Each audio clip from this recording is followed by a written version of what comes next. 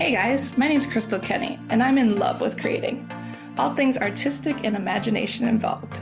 I'm an American girl who chased her creative dreams all the way to Paris, France, making a living using photography. This podcast takes you inside the stories of all the artsy folks I've met along the way and gives you that extra push to discover your creative gifts. The desire to create is deeply inside each and every one of us, and I give you the tools and inspiration to find a new way of living a more creative life. This is Vie Creative, the podcast.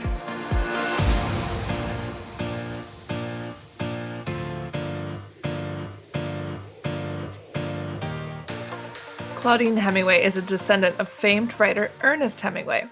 We bumped into each other at a party and decided to team up and dive deep into French history, but with a twist, by bringing a spotlight to those lesser-known creatives in France.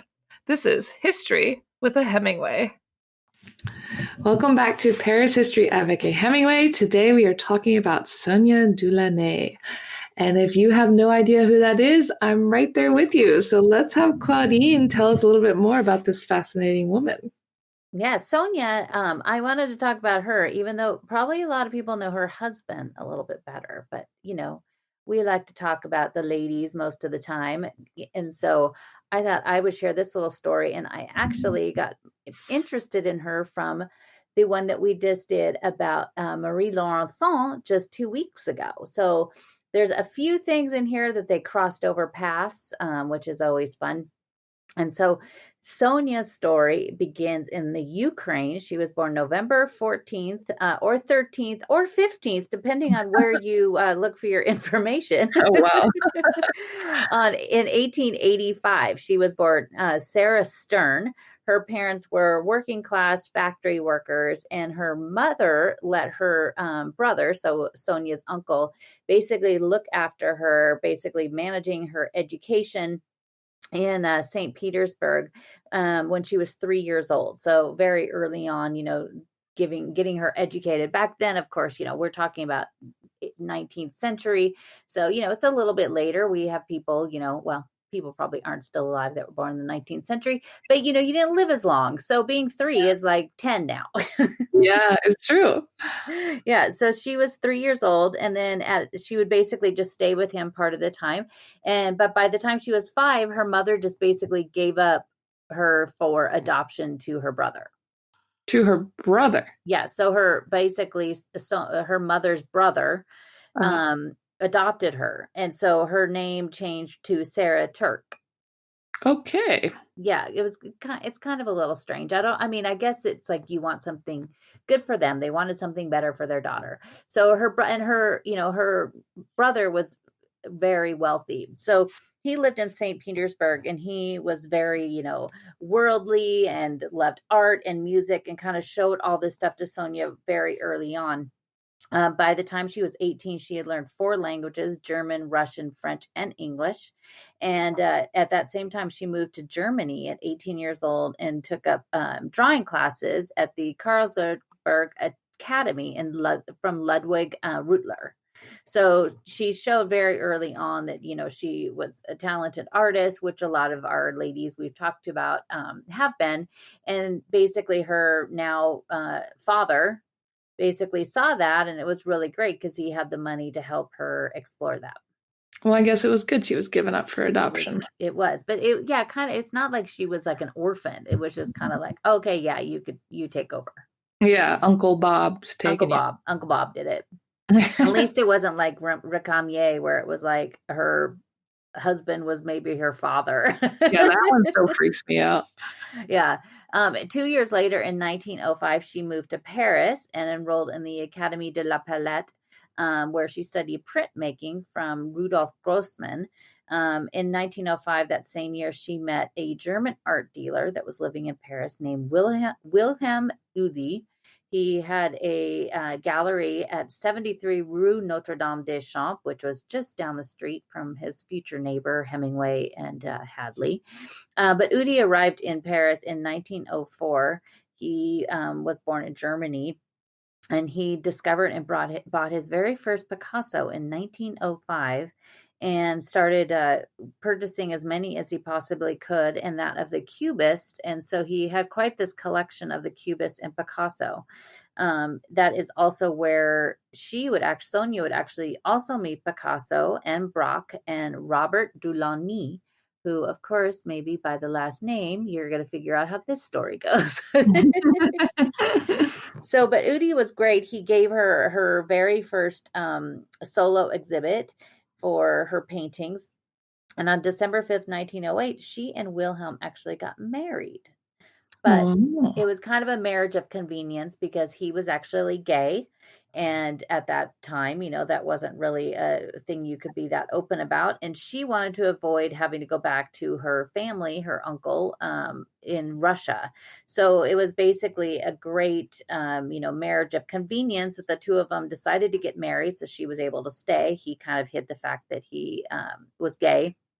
But in 1910, she ended up meeting Robert, who she had fallen in love with, and wanted to marry him. And so they ended up, their marriage of convenience ended, even though the two of them would stay friends for the rest of their lives. But she ended up divorcing him. And then on November 15th, 1910, she married Robert Delaunay. That's so sweet. I love that she stayed friends with her little gay bestie. I know, everybody loves having their gay bestie. But she, her later, so they were married November 15th, and on January 18th, she ended up giving birth to her son, Charles. So you can do the math there. Yeah. So her first marriage might have been convenience to keep her in Russia. Her second one might have been a bit of a shotgun wedding. Yeah, sounds like it. But I don't think she cared. This wasn't like 1950s America where it was like, a pox upon the family that the young girl gets married, pregnant without a wedding. Yeah. But they ended up getting married. They had their son Charles a few months later. She, stayed very close with Wilhelm. Wilhelm also had an exhibit that he did for Marie Laurencin that we talked about 2 weeks ago. During World War I, poor Wilhelm, because he was German, he had his entire gallery was confiscated by the French because he was a German national. And his gallery included like 12 Picassos and 20 of Braque's paintings, and even more.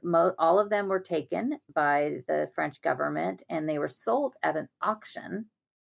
So he, basically lost everything. He had to leave. He returned to Germany until 1924. He came back to France then in 1924. And then he opened a new gallery. And then, of course, 15 years later, here comes World War II. And because he was German, and now Paris is an occupied city by the German, he still was not okay because they looked at him that he basically was an enemy of the Germans because he sold degenerate art. Oh gosh, I can't catch a break. No. So, and degenerate art was basically, they thought the Cubist was degenerate. So all of that stuff. So basically the poor guy got in trouble again. He ended up leaving and he died in 1947. Well, that's sad. Wilhelm. But Robert, who she ended up marrying, he was born April 12th, 1885 in Paris, and he was born to a very, very wealthy family. He in 1889 went to go see the World's Fair where the Eiffel Tower was first basically open to the public. And that was an image that stayed with him his whole life because he is mostly known for the paintings that he did of the Eiffel Tower, which some of them are very, Cubist, and there's a lot of them that you can see in Paris between the Pompidou and the Musée d'Art Moderne. And they're really cool ones that, like, he just basically always kept the image of the Eiffel Tower with him. He was a fan. He was a big fan. But at school, he basically spent his days drawing, even though he didn't like to be at school. And in 1906, he had his art displayed for the first time at the Salon des Indépendants. And then as a couple, the two of them, once they were married, basically they had this amazing relationship, working relationship, because they both inspired each other. Instead of like, there was never she's better than me or he's better than me competition. They both inspired each other and basically like did everything they could for each other, promoting and talking about each other. A lot of the times they would do exhibits where it'd be like, well, if I'm going to be exhibited, then she has to be here too. Her work has to be here too. That's so cool. I love that. So they had this really great relationship. But early on, like from very early, she decided to venture away from painting on canvases to doing everything else. She would do all sorts of surfaces. She would paint boxes, and she would design decor and fabrics that would be turned into clothing. She was designing books and even just like painting on books and bookbinding. Later on, she actually would do that to some cars. So there's pictures you could find online, and I'll put some of them on my website, of these like French cars that she basically repainted, and everything's very geometric. That's kind of really what they're known for, is these bright colors and geometric shapes. And so there's these pictures online that you could find of models wearing her clothes that match the way she painted a car. That's really cool. Yeah. I mean, now it's like I think I saw in Paris a car that was basically like somebody painted it. It was like all these crazy things on it. And it was like, but it looks like it's not like automotive paint. It's just like, paint. Yeah, paint. So it looks a little strange. But early on, they lived the high life in Paris. They were basically always living outside their means, throwing tons of parties, spending all their money that they, basically didn't have. He came from a very wealthy family. But after his father died, his mother ended up going through the money quickly. Then she also gave a lot of it to Robert. So basically, eventually they were poor. They hardly had any money. She didn't have she had her first sale of a painting in 1911. But then she was just mostly focusing on all of these other art forms that weren't selling as well as like paintings were doing. But in 1914, they decided to go to Spain. And then that's when World War I broke out. And so they thought they better stay because she was originally Russian. She was also Jewish. So they decided to stay in Spain, where she ended up being inspired. They were great dancers. They loved to go to the Bal Boulet in Paris and Montparnasse. And so they were known everywhere for all of their dancing and their dancing and crazy moves. And so once they go to Spain, they discover flamenco dancing. And so it inspired her even more throughout her art. And she was doing even more with like designing things for people's homes, fabrics, curtains, even furniture.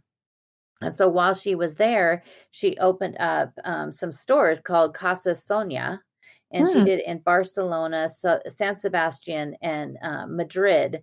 And they were like huge until in 1918, selling like all of these fabrics and home stuff that she was doing. Do they still exist? It said online that the Musée des Arts Décoratifs had it, but I looked on their website and I couldn't find any. And I have a couple books of the collection of the museum, and I couldn't find anything in there. Maybe but it's all like very, it's kind of, even though it's 19, it's very contemporary shapes. So I'll check once they have the permanent collection. It's supposed to reopen this month at the Musée des Arts Décoratifs, which is, I love the permanent collection. It's so cool to go in there. So I'll go and see what I could find. Yeah, keep us updated. Keep you updated on that. But she, at the time when she was there, she wanted to come back to Paris. And then there was another design house that thought that everything that she did, they stole from him and and the ideas. And so she basically just kind of blew him off. She kind of didn't really ever care what anybody else said. And a lot of people were like, you're crazy. What are you doing? Why you need to be painting? Like, there's no money in what you're doing. But she didn't care. She just was still, going wherever her inspirational heart led her. I like that. Yeah. But in 1920, they came back to Paris. They ended up getting living out at number 19 Boulevard Malesherbes. And basically everything that they filled their house with was stuff she designed. So she designed all the furniture, all of the carpets, all of the, curtains, everything was all stuff that she did. Wow. I And would like that's, to see pictures of that. yeah. So, and supposedly that is what's some of those pieces are supposed to be in the Musée des Arts Décoratifs. So I really want to find out, because that would be really cool to see that stuff. But she started also then getting, basically people were booking her to design their own homes, like very, wealthy clients wanted her to do their interior design. And so she started doing that, as well as doing some commercial places, some restaurants, and some clubs in Paris. And sadly, none of those are still around. Ah, But she loved it. And then at the same time, when she was in Spain, she started doing this. And when they came back to Paris, she and her husband would work together on doing a bunch of different ballets. They did one, a Russian ballet that was in Spain at the time. And it was so successful and everybody loved what they did. She does the costumes, and Robert would do all of the stage sets, like all of the backdrops and everything. So it was nice. It was something that they could do together. And so she basically just kept like turning her focus on different things all the time. I love that she just kept switching and it worked out. Yeah, she just kept switching it. So she basically gave up painting for a short period of time from 1918 to 1935, and basically all she did was in textiles. So she, it was so lucrative at that point for her because of these wealthy clients that it was just, there was no need for her to paint. Every once in a while, she would do something with her husband. Sometimes they were actually booked and commissioned to do stuff. They ended up doing something for the exhibition of interior arts, and they did that together. She also did work for a couple of French films, Vertige and also Le Petit by Perrigot. And so she, was doing the costumes and everything for that. In 1926, she also was asked to teach a class at the Sorbonne, which was about the influence of painting on the art of clothing. And it was the first time that the term prêt-à-porter was used, which is basically ready to wear. I love that. Yeah. So that's basically, she, and I didn't know any of that stuff. I've seen her paintings a bunch of times. I know the story of her and her husband in the paintings, but I didn't know that she did all this other stuff. And she did more of this than she did of painting. Yeah. And she's known for the painting. Yeah. She just, and basically, because of what her husband did. She briefly was doing these large projects. When they did one for the Palais de l'Air, which was about voyages, and then it won a gold medal. And it was the same exhibition that Picasso unveiled Guernica. Wow, that's huge. They had really good company at that time. But Robert kept painting and doing all the stuff that he was doing. And then they would just, still inspire each other.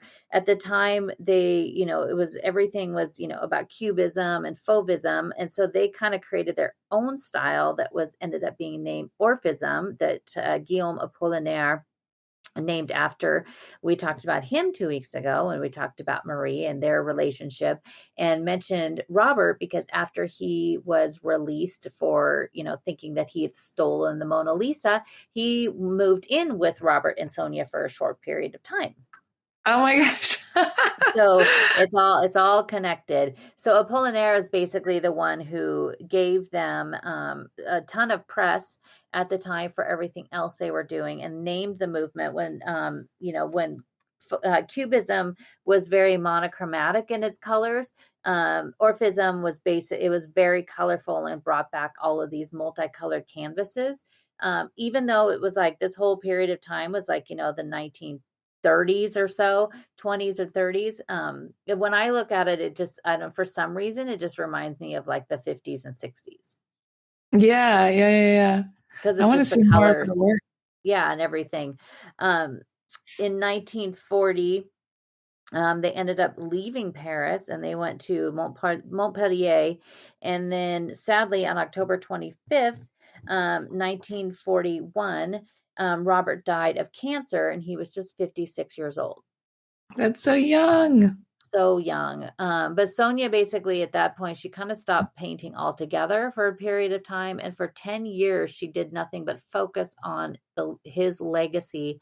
he had saved every single piece of paper he ever had written on, and she put everything together and would put these books, and then of all of his art and all of his stories and all of his writing, that she would also design the covers and do everything for. And so she basically spent just 10 years doing that. She was doing everything she could to get him exhibitions and all over, from, Paris to London, back over to New York, just getting, like, building his legacy and trying to get his story out there. Back That's in so Paris. sad. Yeah, she was actually started to get featured in different exhibitions as well at the Rene Drouin Gallery. They did a whole retrospective of her, as well as Robert stuff. So she started getting even more attention because of everything that she was doing for her husband. She was the one talking to these gallery owners and museums and saying, here, I want to do this thing for my husband. And so, and they were like, oh, well, what about your art? I like that. Yeah. So they had all these solo exhibits that she was doing everything for. And then a really cool thing happened. On February 27th, 1964, she was the very first living woman to get a solo retrospective of her work in the Musée du Louvre. That's huge. So, and usually, as we've talked about over many times, usually the Louvre, the only way you would be displayed in the Louvre is if you had been dead for 10 years. Delacroix, of course, he, wanted to be hanging in the Louvre. But at that point, they were like, well, no, you have to wait till you've been dead. And so that's when he had painted the ceiling of the Galerie des Palais in the center of it. And so he got to see himself. And so usually you didn't get to be displayed. It was not till 1971 that Picasso had his actual exhibition in the Louvre when he was still alive. So she, as a woman, got in there before Picasso.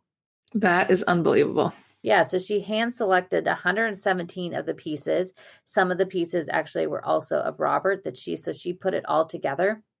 It was in the Salle Molière, which is the end corner of basically the Denon wing there before it goes straight off. So basically kind of at the edge of where the pyramid is, which now is the Escalier Molière, and there's a cafe up there. But at one point there was this exhibit of hers, just of her, in 1964, and it was the first woman, which is just awesome. So what did they do with all her stuff? Well, a lot of it is, the stuff that she ended up just giving to them. Now, a lot of that's at the Musée des Arts Modernes, which is over there at the Palais de Tokyo. And there's some of her stuff in the Pompidou, as well as Robert's, of course. Mm. So they do still have some of it. But she, we used to go into the Louvre for inspiration, and a lot of the artists we've talked about that, especially the women, where they were, that was the only way they were really able to learn about painting, is to go into the Louvre and copy the masters, because they weren't allowed to go, into ateliers for a period of time. But she would love to go into the Louvre, and she would be inspired by different things, not the paintings, but by the Egyptian jewelry that you could still see today in the Sully wing, which is really cool. And then also, she would go in there to the Mesopotamian sculptures, and those things would inspire her, which is much different than most of the other people that would be inspired by the Louvre. I like that she just did whatever she wanted. Yeah, she kind of just always did what nobody was really going to tell her what she was going to do. She ended up just doing kind of whatever she wanted. In 1965, they had it was called the Expo of 1925. This was in 1965, though, at the Musée des Arts Décoratifs, where they showed and focused on her fabric design and the furniture. And so that was, she was given this whole different avenue for people to see really what she did. But again, it's mostly now you just see her paintings. Yeah, I want to see more of her work. I'm surprised I've never heard of her before. Yeah, I mean, I think I'm sure you've seen, a lot of the times you've seen these things. You just don't really know, or, look into seeing who some of these people are. I mean, that's how it was with Marie Laurencin. Like, I've always seen these, and then I was like, wait a minute, who is this? Mm-hmm. Yeah, I got curiosity. But she, spent the rest of her life doing nothing but, promoting her husband. And she, would say, which a lot of artists would say this, like Picasso would also basically say the same thing. But she said, I don't know how to define my paintings. This is not evil because I am wary of classification and systems. And then it says how and why define what we took out with our guts. Because like Picasso would never explain his paintings. He basically was like, I'm not going to tell you what to look at. I'm not going to, and a lot of people, you'd notice this in museums, like the plaques are so great because they'll tell you, sometimes like the story behind it or give you more information. But, when you go to a museum, just stand there and look at a painting and see what you see instead of, with the audio guides and everything, they kind of tell you what you should see. So sometimes go to a museum and don't have any of that. Just stand there and look at a painting and just see, like, what does it tell you? What does it inspire you? What do you think is happening? Because a lot of the great artists, they never wanted to tell you because they wanted you to see in their painting what you would see yourself. Yeah, I think that's completely right. Yeah, it's really cool. So she never felt that she was ever in Robert's shadow. She just always thought that they always had this great relationship side to side. So, his name is definitely more well known. But, she never wanted, she just always thought that they basically were kind of, just as famous together or just as well known. On December 5th, 1979, at 94 years old, after battling cancer, she died at number 16 Rue de Saint-Simeon. She was 94 at the time. So she lived a good long time when she was there. So at least that's good. Yeah, she lived a very long time. A very long time. And what happened to her kid? He ended up, he got older and he basically was one of the ones that brought jazz to Paris. Wow. Yeah. So he ended up, bringing the hot club of Jazztown, I think is what it's called. And so he basically, brought that, and it was a whole, bringing all of that to Paris when they hadn't really ever seen that kind of music before. Interesting. So the whole family were a bunch of artists. Very much a bunch of artists. And so he did everything he could kind of to champion his parents' life as well. And so they were very, very artistic.